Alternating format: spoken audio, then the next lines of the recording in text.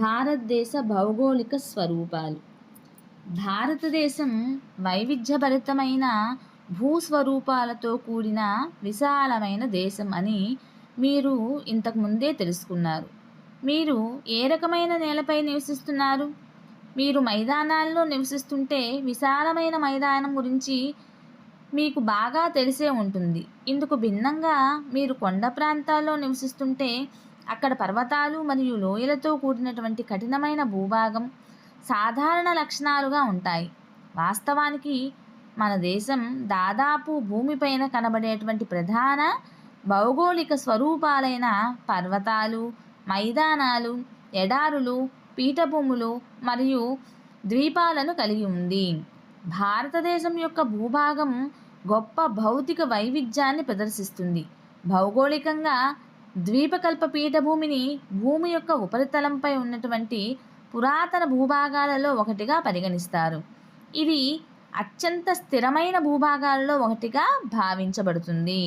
హిమాలయాలు మరియు ఉత్తర మైదానాలు అత్యంత నవీన భూస్వరూపాలు. హిమాలయాలు మరియు ఉత్తర మైదానాలు అత్యంత నవీన భూస్వరూపాలు. భూగర్భ శాస్త్రం ప్రకారం హిమాలయ పర్వతాలు ఒక అస్థిరమైన ప్రాంతాన్ని ఏర్పరుస్తాయి. హిమాలయాల యొక్క మొత్తం పర్వత వ్యవస్థ ఎత్తైన శిఖరాలు, లోతైన లోయలు మరియు వేగంగా ప్రవహించే నదులతో చాలా నవీన స్థలాకృతిని ఏర్పరుస్తుంది. ఉత్తర మైదానాలు ఒండ్రుమట్టి నిక్షేపాల వలన ఏర్పడినవి. ద్వీపకల్ప పీఠభూమి క్రమేణా ఎత్తు పెరుగుతున్న కొండలతో, వెడల్పైన లోయలతో, అన్ని శిలలు మరియు రూపాంతర శిలలతో ఏర్పడింది. ఇక ప్రధాన భౌగోళిక విభాగాలు. భారతదేశం యొక్క భౌతిక లక్షణాలను ఈ విధంగా వర్గీకరించారు. హిమాలయ పర్వతాలు, ఉత్తర మైదానాలు, ద్వీపకల్ప పీఠభూమి, భారత ఎడారి, తీర మైదానాలు, దీవులుగా వర్గీకరించారు. హిమాలయ పర్వతాలు భౌగోళికంగా నవీనమైనటువంటి నిర్మాణపరంగా ఉన్నత పర్వతాలైనటువంటి హిమాలయాలు భారతదేశం యొక్క ఉత్తర సరిహద్దులలో విస్తరించి ఉన్నాయి. ఈ పర్వత శ్రేణులు సింధు నుండి బ్రహ్మపుత్ర వరకు పశ్చిమ తూర్పు దిశల్లో ఉన్నాయి. ప్రపంచంలోని అత్యంత ఎత్తైన కఠినమైన పర్వత సరిహద్దులను కలిగినటువంటి పర్వతాలలో హిమాలయాలు ఒకటిగా ఉన్నాయి.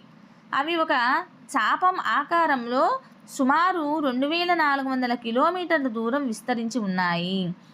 వాటి వెడల్పు కాశ్మీర్లో 400 కిలోమీటర్ల నుండి అరుణాచల్ ప్రదేశ్లో 150 కిలోమీటర్ల వరకు మారుతూ ఉంటుంది. పశ్చిమ బెంగాల్లో ఉన్న శ్రేణుల కంటే తూర్పు భాగంలో శ్రేణులు ఎత్తులలో వైవిధ్యత ఎక్కువగా ఉంది. హిమాలయాలు నిడివి పరంగా 3 సమాంతర శ్రేణులుగా ఉన్నాయి. ఈ శ్రేణుల మధ్య అనేక లోయలు ఉన్నాయి.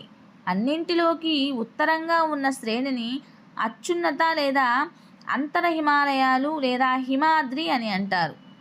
ఇది 6000 మీటర్లు సగటు ఎత్తుతో ఎత్తైన శిఖరాలతో కూడిన అత్యంత అవిచ్ఛిన్న శ్రేణి.